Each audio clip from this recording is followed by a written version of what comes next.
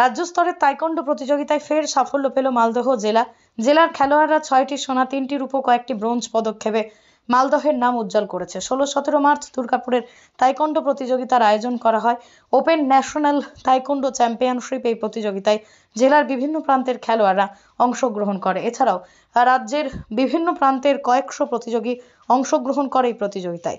Durgapur Martin arts taekwondo academy উদ্যোগে আয়োজিত এই প্রতিযোগিতায় মালদা জেলার মোট 10 জন প্রতিযোগী এই খেলায় অংশগ্রহণ করেছে, আর এতে খুশি কোচ। আজকে আপনারা কোথায় এসেছেন? আজকে আমরা দুর্গাপুর এসেছি। কোন অনুষ্ঠানে অংশ করতে এসেছেন?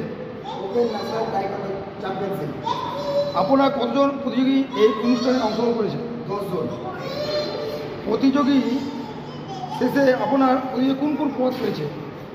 আমার 6টা গোল্ড, 3টে সিলভার, 1টা ব্রোঞ্জ। এই প্রতিযোগিতার জন্য আপনি কতখানি আশাবাদী ছিলেন? 100%। এই প্রতিযোগিতার জন্য আপনি কতদিন ধরে প্রস্তুতি নিচ্ছেন? 3-4 মাস।